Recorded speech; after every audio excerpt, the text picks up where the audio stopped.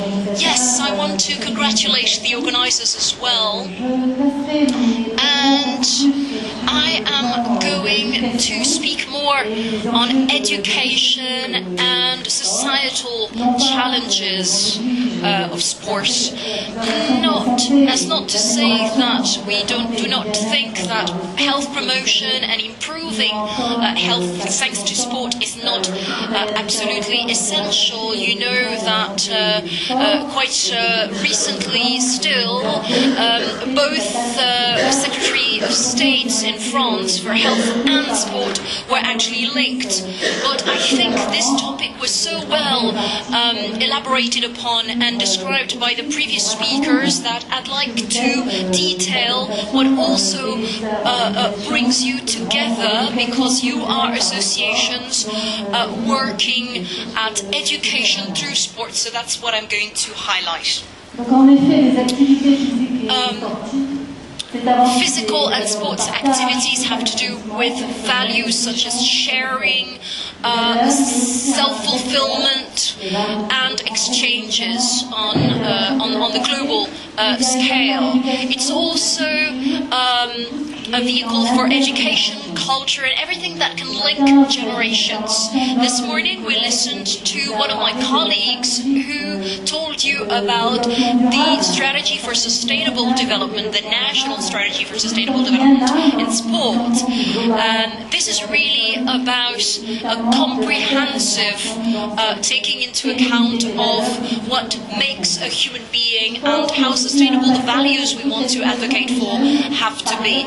It's also a way to work towards an integration of young people thanks to training programs in clubs. In clubs, the point is that you find trained staff that can support young people who want to train in a specific activity, sports activity. But it's also sports activity is also about social organization, where all dimensions are involved: work, leisure, the education system, at school, outside school, the health system, both the public health system, the private sector, the media, TV. So you see that physical and sports education is everywhere. Sports is also about this link between amateur sport and high-level sports. Whether it is amateur sport or high-level competition, sport is about supporting someone along the path they have chosen, help them develop skills, and help them perform. To draw that link between amateur sport and high-level sport, we have to develop strategies for development that are based on this interdependency between amateur sport and professional practice. A few figures just to give you a bit of an overview as far as France is concerned. The speaker before me told about Eurobarometer and a study. I would quote a study that we conducted with our experts group and the INSEP. The INSEP, that is the Expert Institute in Sports Practice. 65% of French people over 15 years of age say that they practice a physical or sports activity on a regular basis. That represents 34 million people. 15.5 million people are registered members of a sports association. 3 million are volunteers. 210,000 associations operate only with volunteers. 50,000 associations operate with staff. That represents 209,000 salaried employees. 167,000 sports associations are affiliated to sports sports federations that are grouped together under the aegis of the CNOSF. In France, the whole system is based on a model that dates back to 1945, and the basic principle was for the state to take on the responsibility of sports development, which was considered as a public interest activity. So the state defines the public policy in sports, and to implement that policy, it implements it through the ministries and administrations that depends on the state. The Ministry for Youth Affairs and for Sports groups together 4 divisions: physical education, people's education, national education, and the voluntary sector. The ministry can rely on a qualified staff, on a budget, on a legal framework and regulatory framework that is precisely defined and laid out by the law. And finally, the state determines, that dates back to 1945, okay? The state was supposed to determine a policy in terms of installations, infrastructure, training, and respect of regulations. So where do we stand now? Currently, it's the sports code that defines sports as a public interest objective, and it indicates that the state, the local authorities, the associations, the sports federations, private companies and social institutions have to work together to promote and develop physical and sports activities. The state, represented by the Ministry of Sport and the Ministry for Education, also the local authorities, regional council, county council, municipalities, also the associations of municipalities. You know, we have a diversity of a whole array of levels of responsibility locally, and associations through the federations and the Olympic movement. There's also the whole private sector and all the foundations that also work towards promoting this objective. What does the organization of sports in France look like? Well, this is a short diagram. You see that there's the Ministry of Sport, the regional directorate for youth and sports activities, and the same kind of entity at a department level. And it's pretty much the same thing as for the Olympic system, since you have the CNOSF at the top, and then you have entities you have regional committees and departmental committees. It's the same for the federations. You have a national federation for sports, you have regional leagues and committees at departmental levels, and also at the local level, clubs.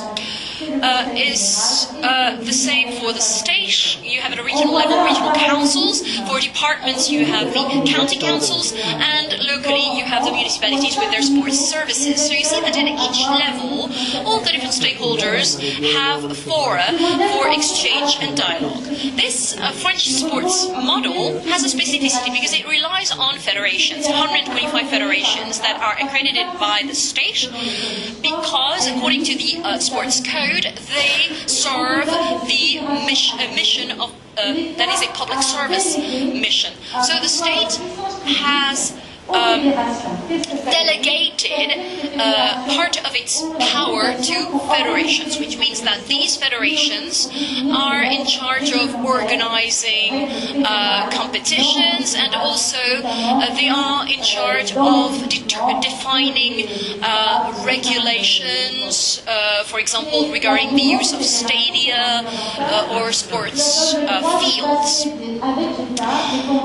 These federations, since they are accredited, they have a right to sign with the state financial conventions and also get support in terms of staff. Sports practice is supervised. It is a whole professional category that is regulated, and there is a whole regulation regarding qualifications and remuneration policy. The main objectives of this policy, this national policy in sports, well, it's fourfold. Developing sports for all, in particular for segments of population that are further away from sports practice. Organizing sports at the high level of competition so as to maintain a high rank for France amongst great sports nations. Preventing through sport and prevention through sport and fighting against doping, violence, racism, and any forms of discrimination, and developing all professional activities linked to sport. In terms of organization and administration, we have at the regional level inspectors, technicians, and training. The CNDS is the National Center for Development of Sport, and it is the exclusive financial operator for everything in terms of subsidies for associations or sports facilities. The INSET, which is the National Institute of Sport and Expertise, is really where it's the top of the network, sports network for high-level competition. This is where our future champions are trained. There are 3 national schools, one for mountain sports, one for horse riding, one for sailing, and one for nautical sports. There are 16 centers that welcome our high-level competitors and train in sports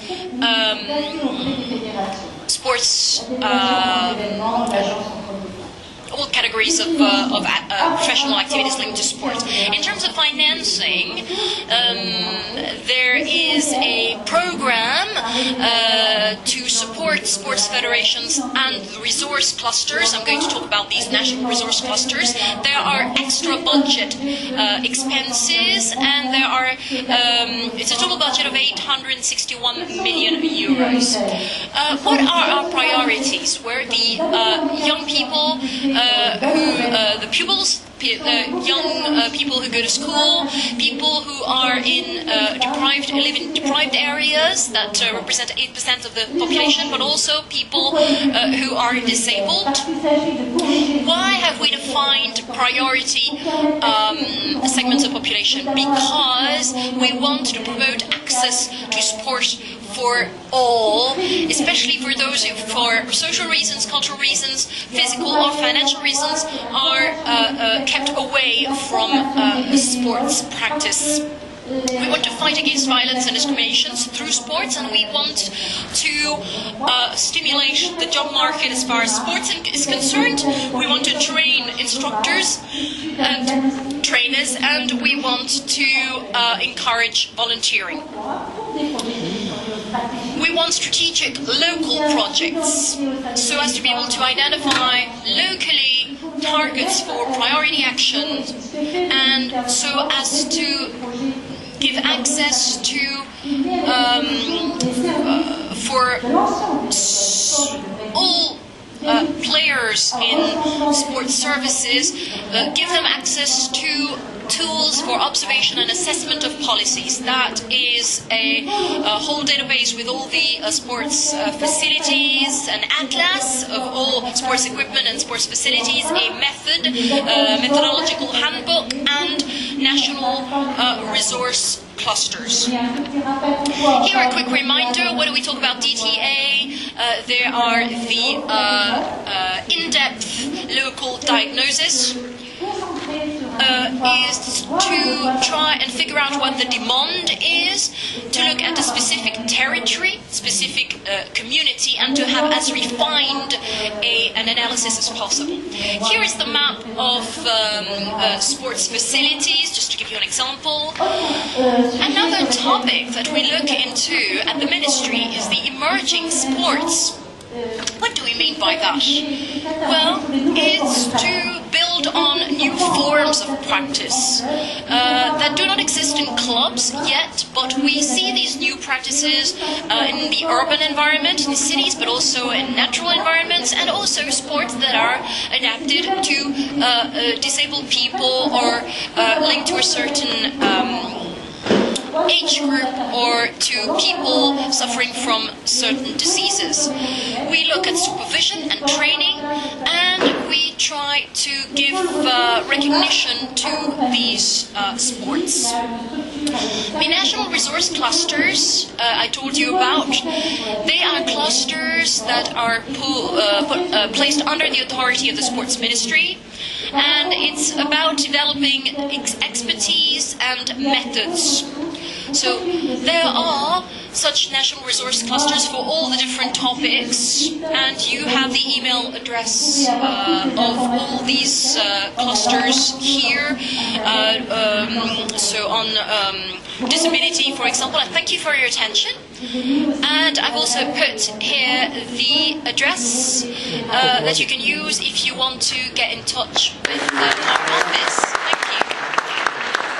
Particularly, apart from the gender composition that we already commented, it's quite notable that in an association built on voluntary labor, on association for the final debate, actually we have here 4 government employees, governmental employees, and 2 persons who are probably living out of public subsidies. So we really, you're not. Wow. Without public subsidies, yeah, okay. We all have something to learn. But